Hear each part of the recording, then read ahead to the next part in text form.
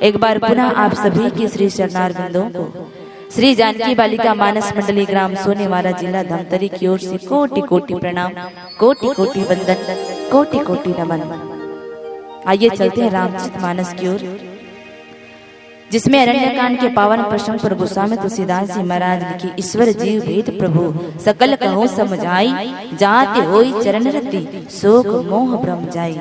वैसे ये पावन प्रसंग है जिसमें ईश्वर और जीव के बीच में जो अंतर है उसको लक्ष्मण जी महाराज भगवान राम से पूछे हैं।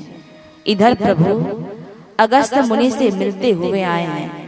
अगस्त ऋषि के पास भगवान पहुंचे तो पूछे अगस्त मुनि से, कहे कि गुरुदेव आप मुझे कुछ ऐसा अच्छा सा स्थान बताइए जहां मैं रहकर सब संतों को सुख दे सकूं, सब संत महात्माओं को शांति दे सकूं।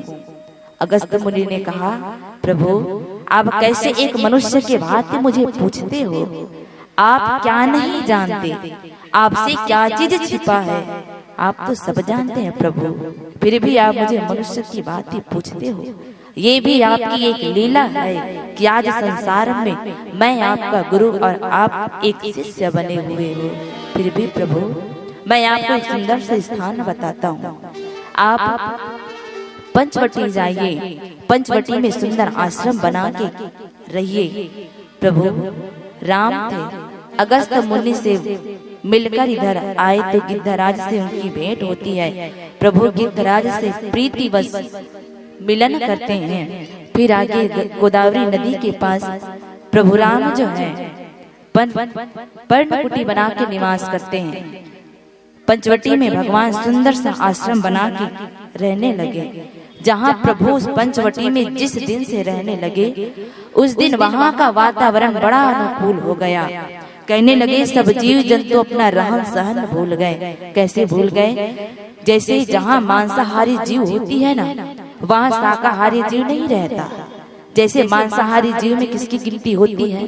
शेर की, बाघ की, चीता की गिनती होती है। उनके सामने कोई हिरन निवास नहीं कर सकता। लेकिन यहाँ जब प्रभु रहने लगे पंचवटी में, पर्णकुटी बना के भगवान रहने लगे तो सब जीव अपना रहन सहन भूल गए और सब प्रेमवश होकर रहने लगे। सब संत महात्मा भी सुखी हो गए कि इस वन में भगवान पधारे हैं, इस वन में भगवान का आगमन हो गया है। सब संत महात्मा सुखी से रहने लगे जब से भगवान पंचवटी में पर्णकुटी बना के रहने लगे। अब इधर पंचवटी में रहने लगे तो लक्ष्मण जी महाराज थे, सुंदर प्रश्न किए। कहे गोस्वामी जी लिखे, अभिमान को छोड़कर लक्ष्मण जी ने प्रश्न किया प्रभु से। कहे कि हे प्रभु, हे चराचर जीव के स्वामी, हे दीनानाथ प्रभु, आज मैं आपसे एक चीज जानना चाहता हूँ कि ईश्वर जीव में क्या अंतर है। पहले तो कहे, कहो ज्ञान विराग और माया, कहो सो भगति करहु जिहि दाया। कहने लगी, हे प्रभु आप मुझे ज्ञान की बात, वैराग्य की बात बताइए, माया ज्ञान वैराग्य माया की बात बताइए, और आप भक्ति की भी बात बताइए, जिस भक्ति से आपको भक्त लोग पाते हैं। और तो और प्रभु आप जीव और ईश्वर में क्या अंतर है वो बात को बताइए। 6 प्रश्न पूछे। पहले ज्ञान वैराग्य और माया के वर्णन कीजिए। उसके बाद भक्ति क्या है जिसको पाकर आपको पा जाते हैं भक्त लोग। उसके बाद ईश्वर और जीव में क्या अंतर है, ये 6 प्रश्न पूछे लक्ष्मण जी महाराज भगवान राम से। प्रभु थे कहे कि हे लक्ष्मण, तुमने बड़ी अच्छी बात पूछी। अब तुम्हें मैं थोड़ा सा बताता हूँ, थोड़े समय में सब समझाता हूँ। मन पूर्वक सुनो, ध्यान पूर्वक सुनो। ध्यान पूर्वक सुनने को कहे। कोई संत महात्मा सुंदर सी बात बताते हैं। ये मन क्या है? कहे बुद्धि मन और चित्त लगा कर सुनो। तो देखो भैया, हमारे संत महात्मा लोग ऐसा कहते हैं, जहाँ भगवत गीता होती है, जहाँ वेद पुराण की कथा होती है, जहाँ भगवान की चर्चा होती है, वहाँ बुद्धि मन और चित्त लगा होना चाहिए। हम सब मनुष्य की एक ऐसी प्रवृत्ति है, आज मनुष्य हर चीज आसानी से, हर किसी भी चीज में आसानी से अपना धन और तन लगा देता है। धन कैसे लगाता है? जैसे आप सब गांव में रामायण करवा रहे हो, पूरे गांव वासी धन लगाएं, चलो भाई धन दिया जाए तब कहीं हमारे गांव में हम रामचित करवा पाएंगे, राम सत्ता करवा पाएंगे, डीजे डांस करवा पाएंगे। गांव के सब लोगों ने धन लगा दिया, इसमें धन लग गया, तन भी लग गया। तन कैसे लगा? चलो भाई गांव में रामायण हो रही है, राम सत्ता हो रही है, जाकर देखा जाए, जाकर सुना जाए। आज रामायण देखने सुनने के लिए तन भी आ गया। अब जरूरी नहीं है भैया कि इसमें मन लगे, और यही सबसे बड़ी बात है, मन की बात। जिस काम में मन लग जाता है वो काम सार्थक हो जाता है।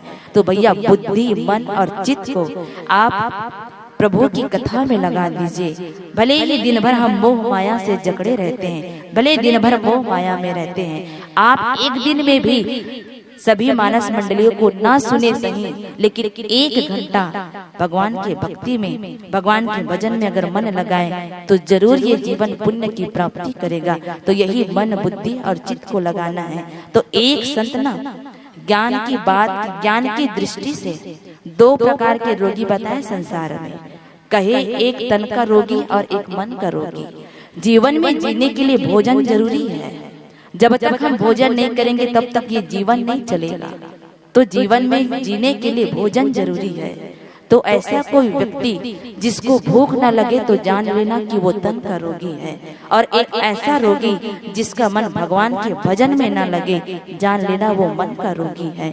तो ये ज्ञान की दृष्टि से 2 प्रकार के रोगी मिलते हैं। जिसको भूख न लगे वो तन का रोगी, जिसके मन न लगे भगवान के भजन में वो मन का रोगी। तो भैया हमें मन का रोगी नहीं बनना है। जीवन में कम से कम आप अपने परिवार को चलाने के लिए भगवान के चरित्रों को जीवन में आत्मसात करिए। तो हम भगवान की कथा जब तक सुने, मन, बुद्धि और चित्त लगा होना चाहिए। इसका एक बहुत बड़ा फायदा है। गोस्वामी जी लिखते हैं, मंगल करनी कलिमल हरनी, तुलसी कथा रघुनाथ की, कहे कलयुग के पाप को धोने वाली रामायण कथा, और मंगल कर देने वाली, कलयुग के पाप को हल्का करने वाली और मंगल कर देने वाली ऐसी राम की कथा है। तो ऐसी राम की कथा को अगर जीवन से पाप को मिटाना है, जीवन के अपराध को कम करना है, तो मन पूर्वक भगवान के भजन सुनिए। और इधर भगवान राम जो है लक्ष्मण से यही कहे कि हे तात, बुद्धि, चित्त और मन से अब इधर बात सुनो, मैं तुम्हें वो सारी चीज बताता हूँ जिसकी प्रश्न तुमने किया है। प्रभु राम थे, लक्ष्मण भैया को इधर उनके सवालों का उत्तर देते हैं। आइए गोस्वामी जी क्या कहते हैं, एक भजन के बाद जानते हैं। लखन सिया राम चंद्र की जय।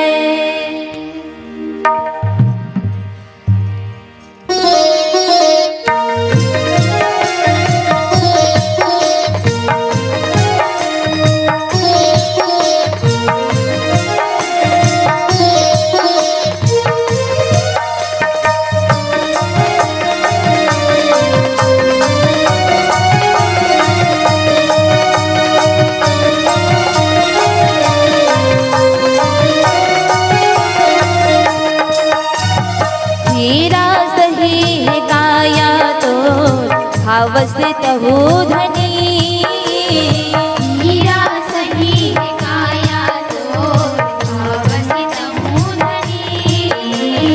ये जिंदगी अनमोल है तै समझ रे नहीं, ये जिंदगी अनमोल है तै समझ रे नहीं। मन खिड़की खोल देख खजाना भरे,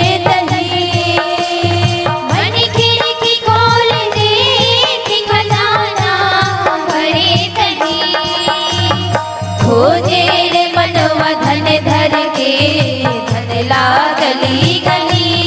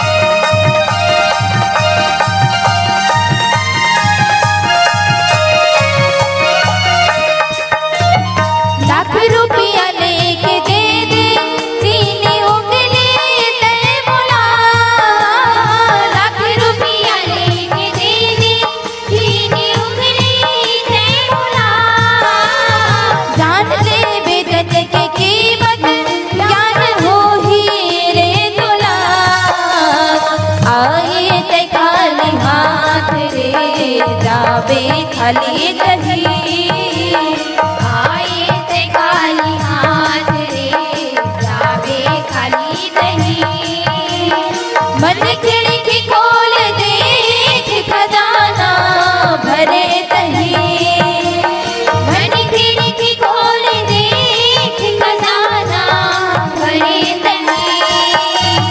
खोजे रे मनवा धन धर के धनला गली गली, हीरा सही है काया तो आवस तहु धनी।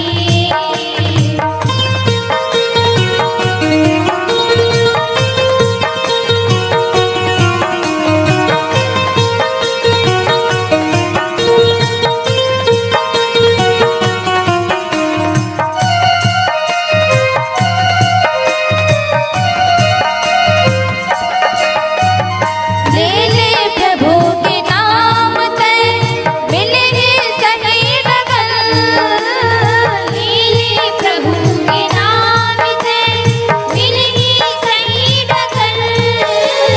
पछताएला पड़े झट ते ऐसे काम कर, सुख दुख के साथी बन के ले ले हली भली, सुख दुख के साथी बन के ले ले हरी भरी।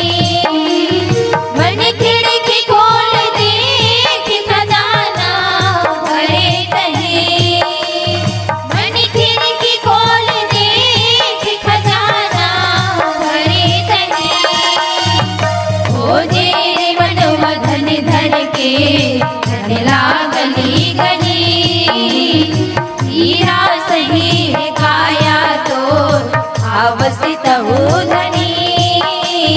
ये जिंदगी अनमोल है तय समझ रे नहीं, हीरा सही है काया तो आवस तहु धनी, हीरा सही है काया तो आवस तहु धनी।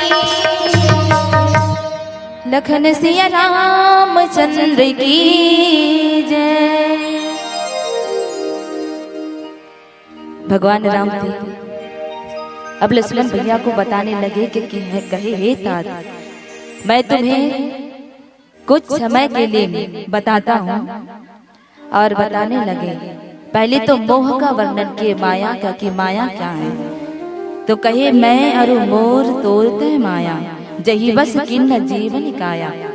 जो पूछे पहले में पूछे ज्ञान वैराग्य और माया, उन तीनों में पहले भगवान जो है माया का वर्णन किए। देखो भाई, मैं मेरा तोर तेरा, मैं मेरा तू तेरा, यही माया है जिसमें पूरे संसार इसमें भ्रमित है, जिसके वश में आज पूरा संसार है, यही माया है। और कहे कि इंद्रियों से जितना दूर तक मन जाता है वहां तक सब माया है। कैसे जाता है? मन की व्यथा को देखिए। कोई संत कहे कि मन एक तरंग है, ये जिस स्टेशन में जाता है ना, वो वहां की तरंग को खींच लेता है। ये मन बिल्कुल उसी प्रकार है। मन किसी भी चीज को देखा तो करता है कि ऐसा मेरे पास होना चाहिए। कैसे होता है? देखिए, किसी के घर देखा, ये मन बहुत बड़ा घर देखा, देखते ही मन किया कि ऐसा घर मेरा होना चाहिए। वो मन ने वैसा अपना घर बना लिया। किसी के पास गाड़ी देखी, मन किया इससे भी अच्छा गाड़ी मेरे पास होना चाहिए, मन ने गाड़ी भी खरीद लिया। अब मन किया किसी के पास और बड़ा गाड़ी देखा, मन किया मेरे पास भी इतना बड़ा गाड़ी होना चाहिए, ये मन उसको भी खरीद लिया। मन देखा कि वो कोई व्यक्ति अच्छा गाता है, मन किया मैं भी अच्छा गायक बनता। मन किसी को अच्छा व्याख्या करते सुना या देखा, मन किया मैं भी अच्छा व्याख्याकार बनता। तो ये मन की तरंग ऐसी है, जहां जैसे देखता है वहां की तरंग को खींच लेता है। तो कहे कि इंद्रियां जितना दूर तक पहुंचता है मन उतना दूर तक सब माया है। तो ये मन की गति जहां तक पहुंचती सब माया। तो सबसे कहे कि मैं मेरा तू तेरा, यही माया जिसके वश में पूरा संसार आज लिपटा है। तो भैया यही है माया। जहाँ काम में जिस चीज में मैं आ गया, जिस चीज में तेरा आ गया, वही माया है जिसमें आज हम पूरे संसार के व्यक्ति लिपटे हुए हैं। यही माया है। और कहे कि ये माया कब छूटती है, ये माया कब छूटती है? तो देखिए माया जो है नाचने वाली है, नचाने वाली है, नाचने और नचाने वाली है। तो नाचने वाली को हम क्या कहते हैं? नर्तकी। और कोई संत कहे कि नर्तकी को पलट दे तो उसका अर्थ होता है कीर्तन। तो देखिए माया नचाने वाली है, जहाँ देखती है जैसे देखती है वैसे नाचने लगती है। तो ये है नर्तकी। और जीवन में अगर हम कीर्तन को ला दें तो ये माया रूपी नर्तकी जो है आप स्वरूप गायब हो जाता है। तो माया को छोड़ना है तो जीवन में भक्ति को, कीर्तन को ग्रहण कीजिए, तब ये माया रूपी नर्तकी जो है जीवन से हटेगी। तो ये तो हुआ माया का। और कहे कि भाई ये माया के दो रूप हैं, एक तो अविद्या जिससे व्यक्ति बड़े दुख देते हैं, बड़ा दुखदायक होता है, और एक भेद है विद्या जिसके कारण पूरी चराचर की पूरी सृष्टि की रचना हुई है। तो ये माया के दो भेद हैं, अविद्या और विद्या। और अविद्या किसके पास है? रामचरितमानस में किसके पास हुआ? रावण के पास। कहे कि ये बड़ा दुख देने वाला होता है। देखिए रावण वैसी है जिसके गर्जना मात्र से पूरी पृथ्वी डोलने लगती थी, जिसके चलने मात्र से देवताओं की स्त्री के गर्भपात हो जाते। तो वो है दुष्ट रावण जिसके पास अविद्या से पूरे संसार का नाश हुआ। और एक है विद्या जिसके होते हुए मनुष्य, जिसके होते हुए चराचर की रचना होती है, ये पृथ्वी की रचना होती है। तो ये है विद्या। इनके दो भेद है माया के, विद्या और अविद्या। तो देखो भाई संसार के बाजार में सब मिलता है, सब मिलेगा आपको संसार के बाजार में। आपको तय करना है कि आपको किस चीज को लेनी है। हम बाजार में जब जाते हैं नाना प्रकार की सब्जी मिलती है, नाना प्रकार की सब्जी बेचने वाले, जिसको पालक अच्छा लगा उन्होंने पालक खरीदा, जिसको गोभी अच्छा लगा उन्होंने गोभी खरीदा, जिसको भाटा अच्छा लगा उन्होंने भाटा खरीदा। तो भैया यही है जीवन में, संसार के बाजार माया का बाजार है। आपको तय करना है किस माया के बाजार से किस चीज को खरीदनी है, किस चीज को लेना है। तो यही है अविद्या और विद्या। अगर जीवन में अविद्या है तब संसार का नाश है, और जीवन में विद्या और ज्ञान है तो जीवन का उत्थान है। ये हुआ माया का वर्णन। अब कहे कि भाई ज्ञान वहाँ है जहाँ अभिमान न हो, जहाँ मान न हो। कहे कि यही ज्ञान है। देखो ज्ञानी का, एक अच्छे ज्ञानी और एक संत का गुण क्या होता है? तो संत महात्मा लोग बताए, जो सच में ज्ञानी होता है वो ज्ञान का भंडार तो होता ही है, लेकिन उसमें अभिमान नहीं होता। हम सब व्यक्ति में तो आजकल बहुत अभिमान है, बहुत क्या, बहुत ज्यादा। अगर हम एक अच्छे गायक बन गए तो हमें गायकी का अभिमान रहता है, एक अच्छे व्याख्याकार बन गए तो व्याख्या करने का अभिमान होता है। तो वहाँ ज्ञानी वहाँ होता है जहाँ अभिमान मान ना हो, ये ज्ञान है। और तीसरा है वैराग्य।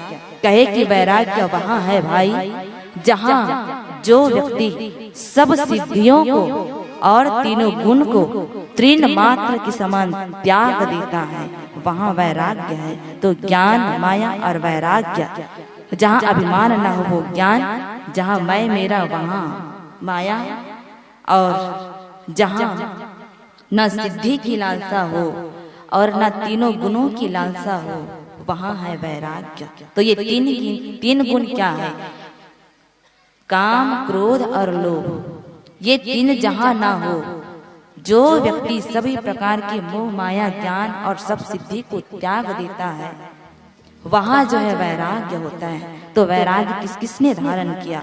मनुष्य शत्रुपा ने, जिन्होंने भगवान के 22,000 वर्ष तक कठोर तप किए और उनकी आखिरी में लालसा क्या हुई? भगवान को उनके समान बेटा पाना चाहा। तो मनुष्य शत्रुपा जो है वैराग धारण किए। तो ये है ज्ञान, माया और वैराग। उनके बाद पूछे ईश्वर जीव दोनों में अंतर बताओ प्रभु। और भक्ति का भी वर्णन करना जिससे भक्त आपको पा जाते हैं। तो कहे माया ईश न आपो कहू जान कही सो जीव बंद मोक्ष पद सर्व पर माया प्रेरक सियो।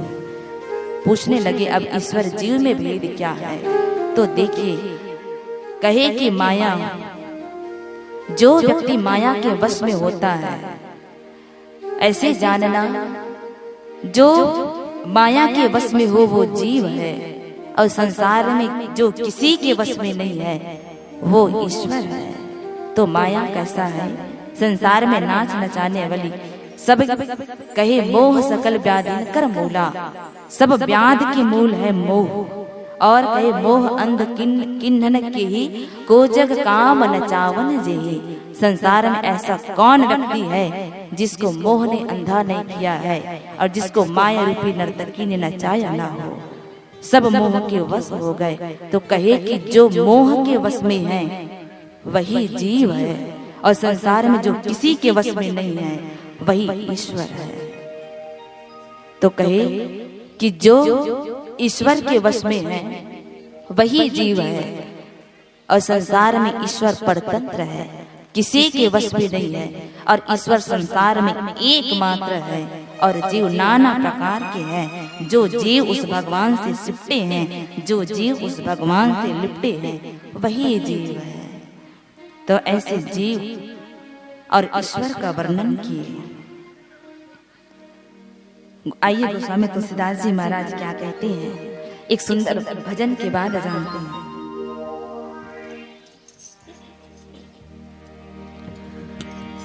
लखन सिया रामचंद्र की जय।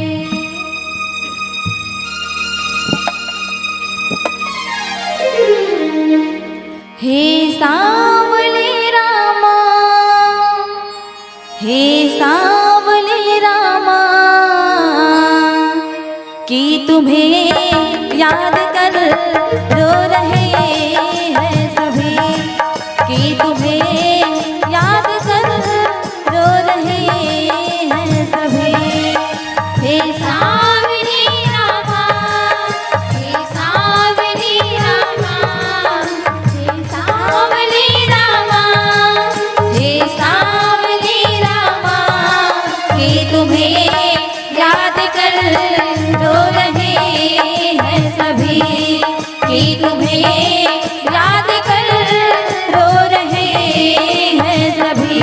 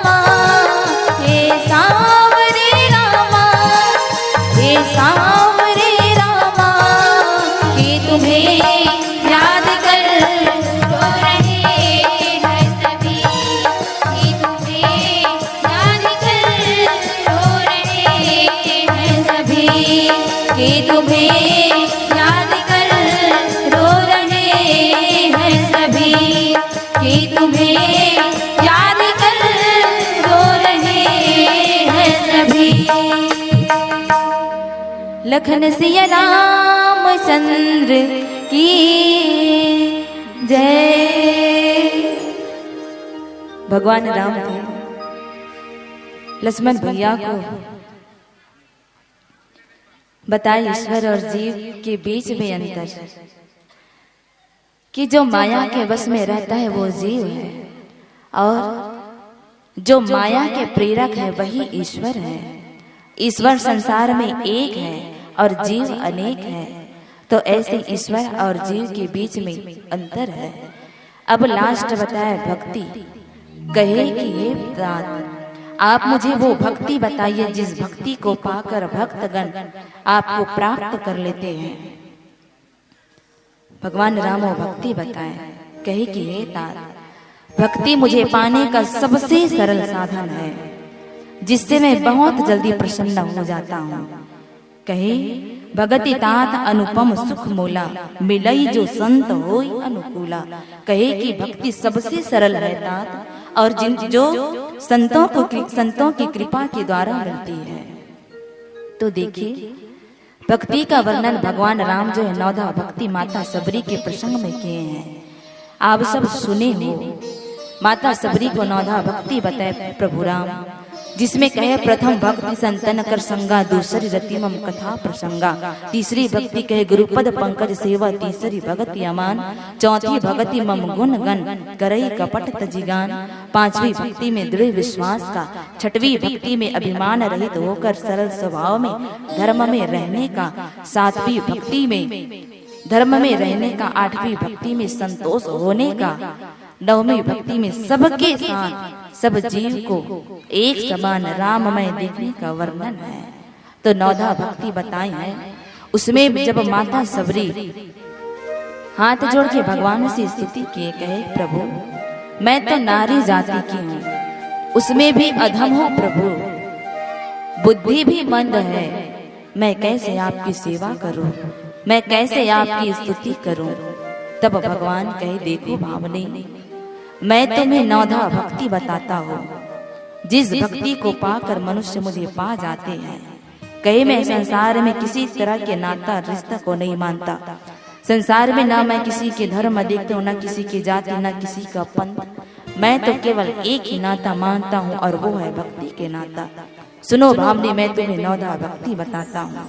तो वहां पर प्रभु राम जो है नौधा भक्ति का वर्णन किए हैं। आज वही भक्ति को लक्ष्मण भैया को बता रहे हैं। कहे कि हे तात, एक भक्ति ऐसा माध्यम है जिससे मैं जल्दी प्रसन्न हो जाता हूँ और भक्तगण मुझे पा जाते हैं, और जिनके वश में होकर मैं नाना प्रकार के चरित्र को करता हूँ। तो देखिए भक्त के वश में भगवान कैसे हुए। तो संत महात्मा लोग लिखते हैं, गोस्वामी तुलसीदास जी महाराज लिखते हैं रामचरितमानस में, कहे व्यापक अकल अनिह अज निर्गुण नाम न रूप, भगत हेतु नाना विधि करत चरित्र अनूप। बालकांड में लिखे कि भगवान जगत का पालन करता, जिस भगवान संसार में व्याप्त है, जिसका रूप है न स्वरूप है, नाम है न पहचान है, जो निराकार है, वो भगवान भक्तों की भक्ति में वशीभूत होकर कहे भगत हेतु नाना विधि करत चरित्र अनूप। भक्तों के कल्याण के लिए भगवान नाना प्रकार के चरित्र को करते हैं, नाना प्रकार की लीला को करते हैं। कौन सी लीला किया भगवान राम जो है, कबहु उछंग कबहु बर पलना, मात दुलारी कही प्रिय लल्ला। भगवान ने माता कौशल्या महाराज दशरथ के घर बेटा बन के जन्म लिया। ये वही माता कौशल्या और महाराज दशरथ हैं जिन्होंने मनु शत्रुपा के रूप धारण करके भगवान विष्णु के 22,000 वर्ष तक कठोर तप किए। उनके तप से भगवान प्रसन्न हुए तो मनु को बोले कि मनु जो चाहे वरदान मांगो। मनु था भगवान से कहे कि प्रभु मांगने में तो संकोच हो रही है, लेकिन मैं मांग रहा हूँ प्रभु, मुझे संसार में आपके जैसे बेटा की प्राप्ति हो। भगवान सोचने लगा संसार में मेरे समान कोई दूसरा और नहीं है, मैं कहां से मनु को मेरे समान बेटा ला कर दूं। फिर भगवान उनके बात को अमल किया। प्रभु फिर शत्रुपा से बोले, बेटी तुम्हें क्या वरदान चाहिए, वर मांगो। शत्रुपा थी पतिव्रता नारी थी, कहे कि हे प्रभु, मेरे स्वामी मनु ने जो वरदान मांगा है मुझे भी वही वरदान चाहिए कि संसार में आप हमारे बेटा बन के जन्म लो। तो पतिव्रता नारी का वर्णन कैसे, जो पति को जीते जी परमेश्वर जाने, जिस नारी के लिए एक ही व्रत, एक ही नियम, एक ही धर्म, कि केवल उनका मन तन धन और कर्म पति के लिए हो, ऐसे नारी को पतिव्रता नारी कहा जाता है, जिसका वर्णन हमारे वेद में, हमारे शास्त्र में, हमारे मानस ग्रंथ में मिलता है। तो ऐसे मनु शत्रुपा भगवान को उनके समान बेटा मांगा और कहा कि प्रभु मेरा जीवन आपके अधीन हो, जब तक मेरी सांस चले आपके नाम से ही चले और आपके विरह में ये तन छूटे।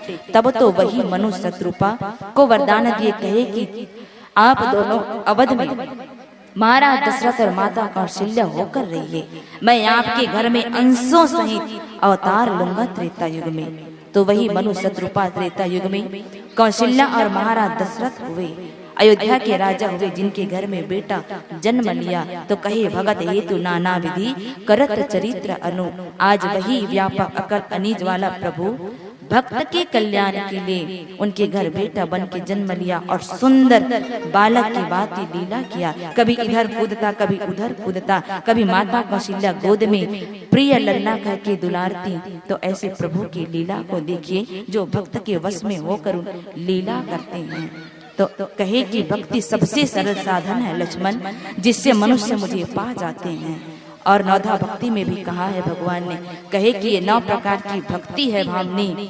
प्रथम तो कहे कि जिस भक्ति एक भी भक्ति अगर किसी भी मनुष्य के पास हो तो वो मनुष्य मुझे पा जाते हैं। यहाँ पे कहे भगति तात अनुपम सुख मूला, मिलई जो संत होई अनुकूला। कहे कि ये भक्ति भी ना लक्ष्मण, जब संतों की कृपा होती है, जब संत जो है मिलते हैं, प्रसन्न होते हैं, तब ये भक्ति मिलती है।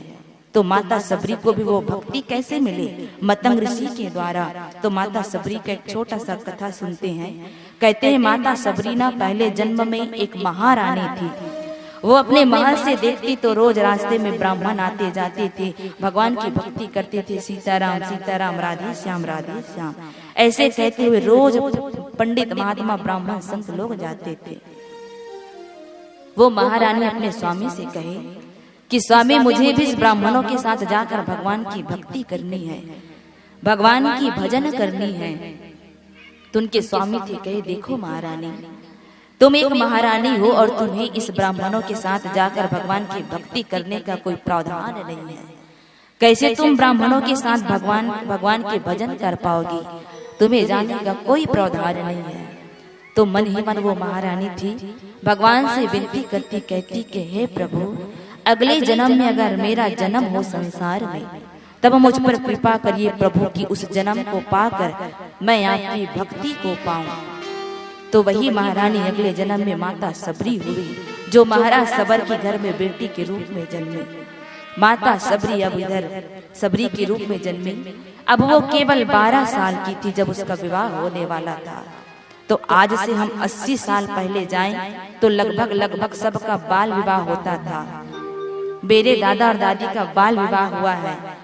अब के युग में उनको 77 साल के हुए हैं। तो मान लीजिए कि अब से 80 और 85 साल पहले सबका बाल विवाह होता था। माता सबरी भी जब उनका विवाह होने वाला था केवल 12 साल की थी। उनके घर में नाना प्रकार के जीव जंतु को बांध के रखा गया था। जिस दिन सबरी का ब्याह था उस दिन उसकी माँ कंघी कर रही थी। सबरी ने पूछा अपनी माँ से, कहे कि माँ, आज किस कारण से हमारे घर में नाना प्रकार के जीव जंतु को बांध के रखा गया है? सबरी की माँ थी, कहे बेटी सबरी, आज तुम्हारा ब्याह है बेटी, और जितने भी बाराती आएंगे ना, उन सभी बारातियों को इन्हीं जीव जंतु का मांस भोजन में मिलेगा। जैसे ये बात सुनी माता सबरी जो है बड़ी दुख से भर जाती, बड़ा ग्लानि होता है माता सबरी को।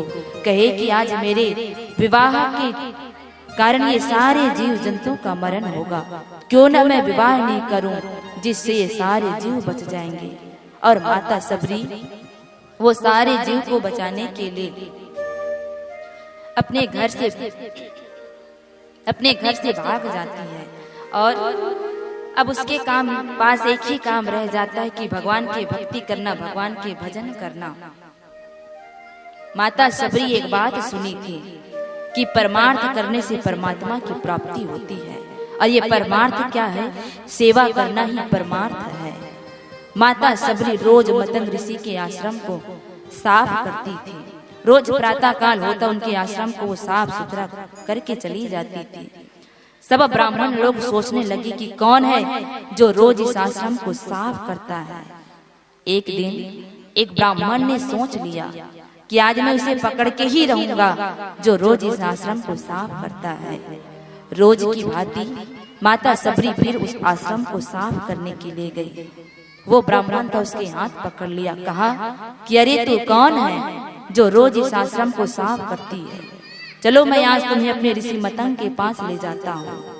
और वो ब्राह्मण माता सबरी को मतंग ऋषि के पास ले गया। मतंग ऋषि ने पूछे कि बेटी तू कौन है, किस कारण से तू इस आश्रम को साफ करती है? सबरी ने अपने सारी व्यथा को ऋषि मतंग को बताया। मतंग ऋषि से कहे कि बेटी सबरी, आज से तुम इसी आश्रम में रहो। सबरी ने कहा कि गुरुदेव, सब ब्राह्मणों के बीच में मैं एक नारी कैसे रह सकती हूँ? सब ब्राह्मणों के बीच में मैं कैसे रह सकती हूँ गुरुदेव?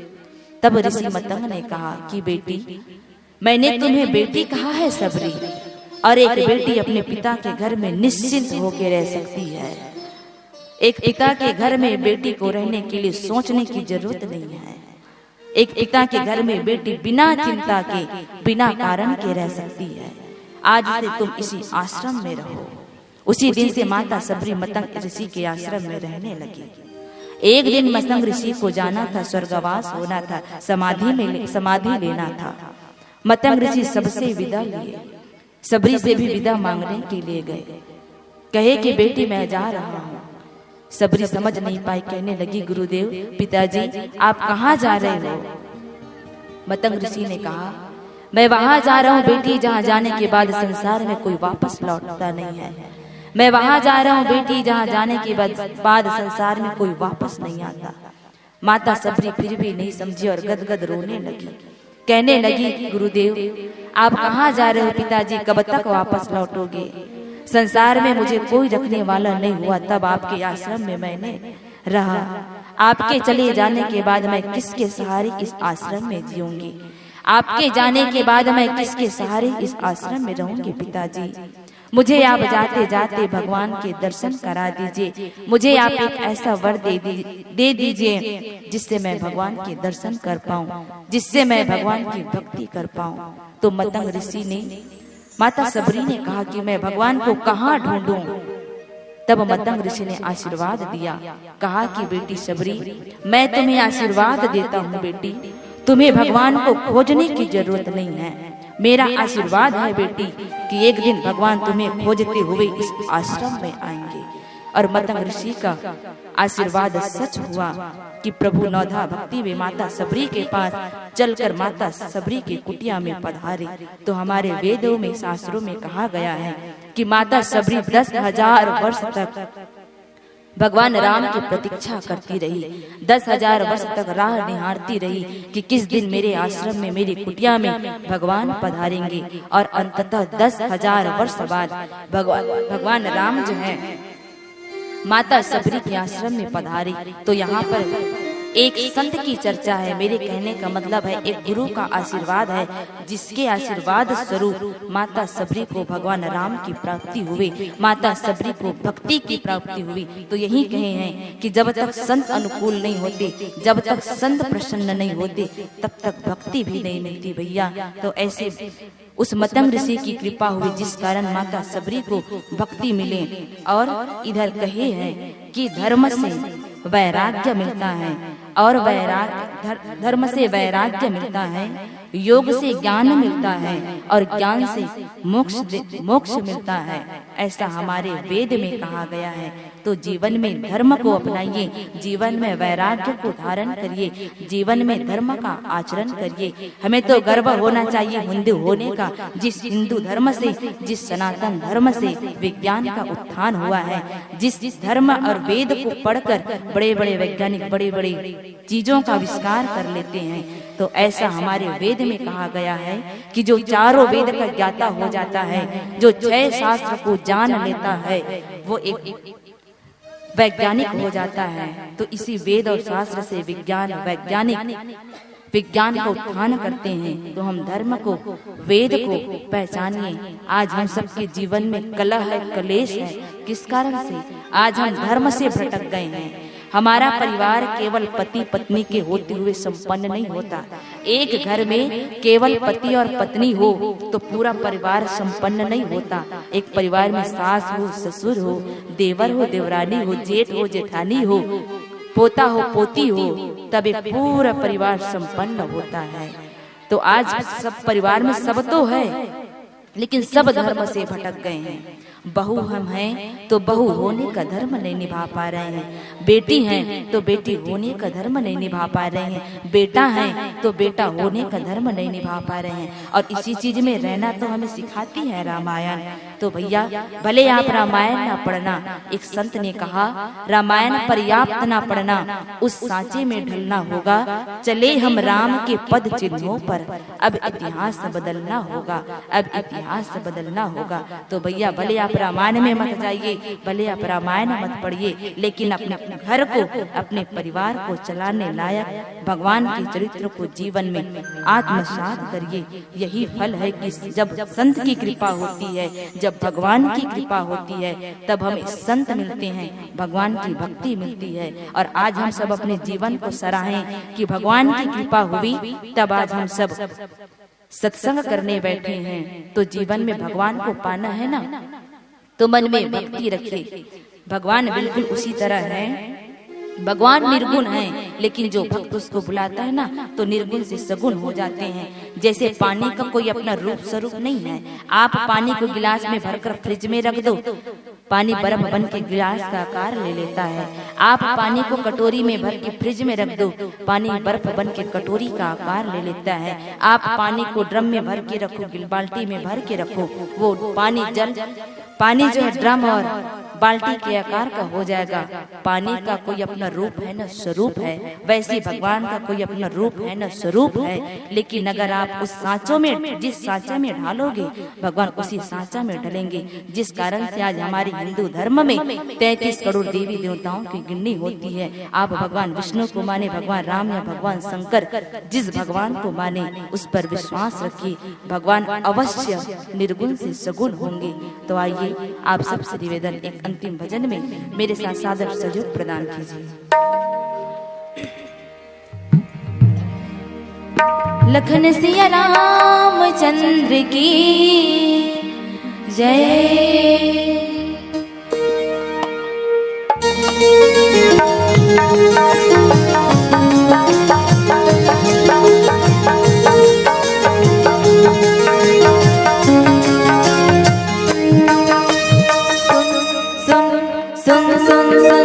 सुन जोगिया रे, बढ़िया चरित हावे दुनिया रे। सुन जोगिया रे, बढ़िया चरित हावे दुनिया रे। सुन जोगिया रे, बढ़िया चरित हावे दुनिया रे। जोगिया रे, बढ़िया चरित हावे दुनिया रे। कहूँ भाम है, कहूँ है छैया, कहूँ दिन मान, कहूँ है रतिया। कहूँ भाम है, कहूँ है छैया, कहूँ दिन मान, कहूँ है रतिया। कहूँ है संत बिहनिया रे, सुन जोगिया रे, हावे दुनिया रे। सुन जोगिया रे,